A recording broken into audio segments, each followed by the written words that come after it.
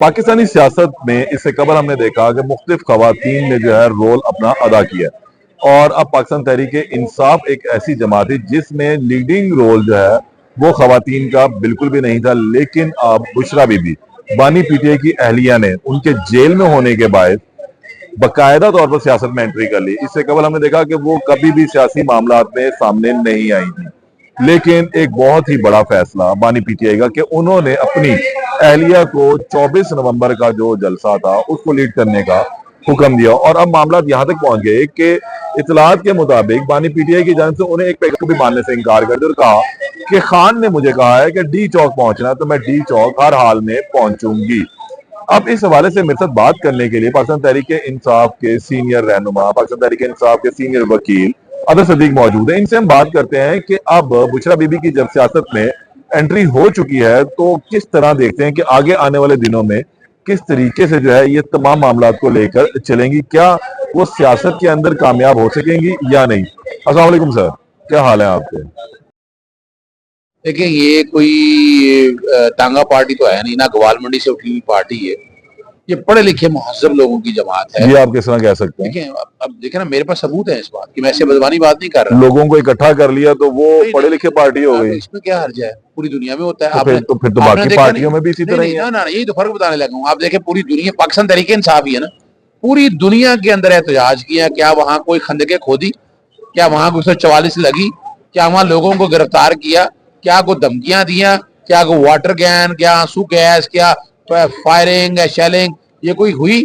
बड़े आराम से पुरअमन एहतजाज हुआ है। तो यहाँ भी होना था, लेकिन यहाँ क्या है, यानी आपने खुद देख लिया भाई, वो एक तारीख दी है कि फलां तारीख को, और ये फाइनल कॉल का लफ्ज है। फाइनल कॉल का मतलब ये नहीं है कि एहतजाज करके आ जाना है। हमने अपने मुतालबात के हसूल के लिए वो रिजल्ट लेने हैं। कैसे? तो देखिए ना, उसका दो तरीके हैं कि दबाव बढ़ाने की, तोड़ फोड़, दंगा फसाद, जलाओ गिराओ। देखिए ना, पहले तो बात है तोड़ फोड़। मैं आपके साथ इस प्रोग्राम में मुतालबा करता हूँ, ले बना ले जुडिशल कमीशन, आ जाए। मैं कहता हूँ जुडिशल कमीशन बनाने से सारा कुछ सामने आ जाएगा कि क्या कुछ हुआ। वो वजूहत तो जाने ना, कि जिसका दिल चाहता है 144 लगा दो, जिसका दिल चाहता है नजरबंदी की ऑर्डर जारी कर दो। और ये इस्लामाबाद के अंदर था ना, तो यहाँ पूरे पंजाब के 144 लगाने की क्या जरूरत पड़ी थी? क्या हमें मुजाहरा करना तो पूरे पाकिस्तान से था लोगों ने। तो फिर आप कौन होते हैं 144 का नफाज लगाने वाले? किस बात के ऊपर? हालात कंट्रोल करने के लिए। हालात देखिए, हालात कंट्रोल करे, वो कंट्रोल करे। मैं एक बात बता रहा हूँ, अभी मैं मिसाल रख दूं आपके सामने। नजरबंदी के ऑर्डर जारी हो रहे थे ना, अब 3 नवंबर से हाईकोर्ट ने रोके हुए, तो क्या वो नजरबंदी के ऑर्डर जारी किए बगैर क्या प्रॉब्लम होगी? कोई नहीं हुई। 144 का भी कोई मसला नहीं था। तो पुरतशद्दुद तो सवाल ही कोई पैदा नहीं है। पाकिस्तान तहरीक इंसाफ का दूर तक तोलनी, बिल्कुल नेगेट करता हूँ इस बात को। जुडिशल कमीशन बना लें, सुप्रीम कोर्ट के सारे जजेस बिठा लें जितने, और ये होने चाहिए। मैं वैसे भी ये कहता हूँ, ये होना चाहिए ताकि पता चल सके कि इंस्टिगेट करने वाले कौन थे। यानी जो लोग इल्जाम है कि जनाब पाकिस्तान तहरीक इंसाफ ने लोगों को मारा है, वो गोलियां मारी हैं, खुदा रहा है यार, अभी तक 9 मई के वाक़े तो आप साबित नहीं कर सके। उससे पहले आजादी मार्च के वाले जितने भी केसेस आए, पीटीवी का आया, सब में बरी हो गए। अब क्या रहेगी ये बात? अब क्या डाइट रह गया? और इस तरह पीटीवी के उन केसेस में उस वक्त बरी हुए जब हुकूमत थी इनकी। ना, अभी आजकल में बरी हो रहे हैं कई केसों में। आपके सामने मैं बता दूं एक केस आपको।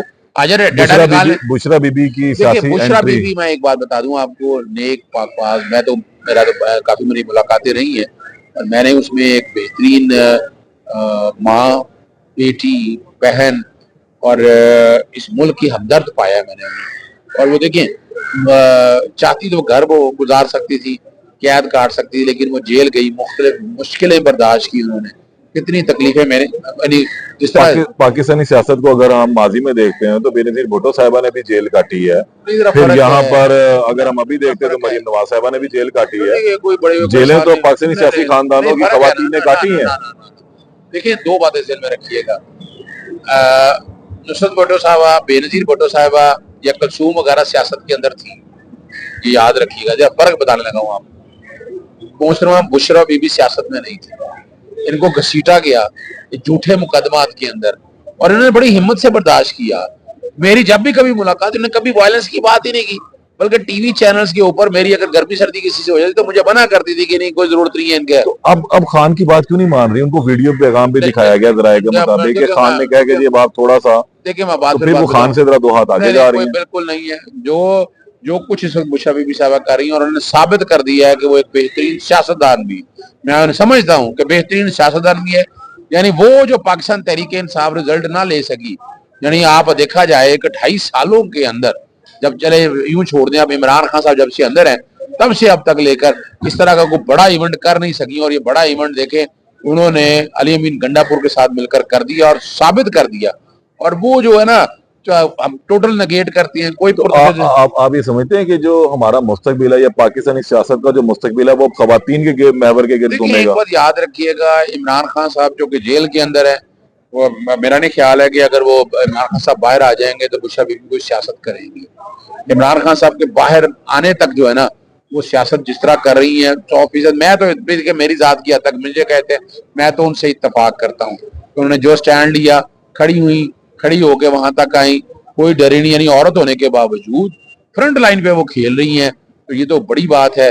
वो अलग बात है कि यानी मेरा जैसा आदमी भी यहाँ से निकल नहीं सका। आप अंदाजा लगाए ना जो हाल था, 6 दफा कोशिश की है यहाँ से निकलने की, फिर यहाँ 144 का नफाज का आज आपने देखा, वो बड़ी जबरदस्त बात है। मैंने कहा है कि आईनी बेंच बना दे, सुप्रीम कोर्ट के आपने आईनी बेंच बनाया ना 26 तारीख में, तो हाईकोर्ट में क्यों नहीं बनाते आप? हाईकोर्ट में बनाए आईनी बेंच, ताकि आईनी बेंच बैठकर सुने। फिर 144 लगा देना, मोटरवे बंद कर देना सारी, फिर आपने क्या किया, खंदके खोद देना, बैठ के कंटेनर लगा के रास्ते बंद कर देना। तो डर किस बात का है? आप आराम से रास्ता दें भाई। एक बात याद रखिएगा, आप रास्ता दें, वहां पहुंचे, अगर फिर कोई तोड़ फोड़ करे ना, फिर हम जिम्मेदार हैं।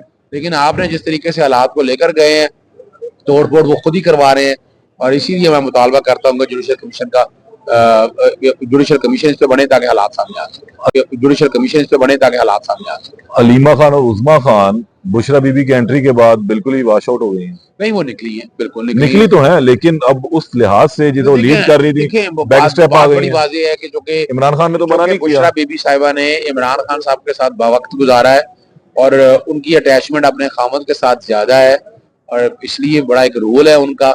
और उन्हें जो भी इंस्ट्रक्शन आई है, जो डायरेक्शन आई है, वो उसके मुताबिक कर रही हैं। कोई भी औरत अपने खामद के खिलाफ ऐसा कोई काम नहीं कर सकती कि घर उजाड़ने के या बाकी ऐसे मामलों के हवाले से। तो अगर देखा जाए तो उन्होंने, मैं तो उसका तबराना फैसला समझता हूँ कि बात किसी एक तरफ लगनी चाहिए। यानी अब केस को रह, नवंबर की मैंने टारगेट आपके सामने दिया हुआ था। नवंबर, अगर आप याद है मेरी मुलाकातें रही है ना, तो नवंबर तक का मैंने हालात आपके सामने रखे थे कि नवंबर तक जो है ना किसी तरफ चीजें आएंगी। तो अब नवंबर आ गया हुआ है, केसेस कोई रह नहीं गए। 9 मई में 8 केसों में जमानते हैं, उसके अलावा केस कोई आया नहीं है। इसी हफ्ते के अंदर इंशाल्लाह आप तोशा खाना जो 1 है उसमें बरियत देखेंगे आप। और तोशा खाना जो इलेक्शन कमीशन वाला है ना, इलेक्शन कमीशन तोशा खाना, अगर वो भी अपीलें लग जाती है तो उसमें भी बरियत है। बहुत शुक्रिया अदर सिद्दीक साहब हमारे साथ मौजूद थे। उन्होंने कहा है कि बुशरा बीबी पाकिस्तानी सियासत में उस वक्त तक है जब तक बानी पीटीआई जेल में है। उनके बाहर आते मुमकिन तौर पर बुशरा बीबी दोबारा पहले की तरह गोशानशीनी में जा सकती हैं, लेकिन ये तो आने वाला वक्त बताएगा कि आखिर बुशरा बीबी कितनी बेहतर सियासतदान साबित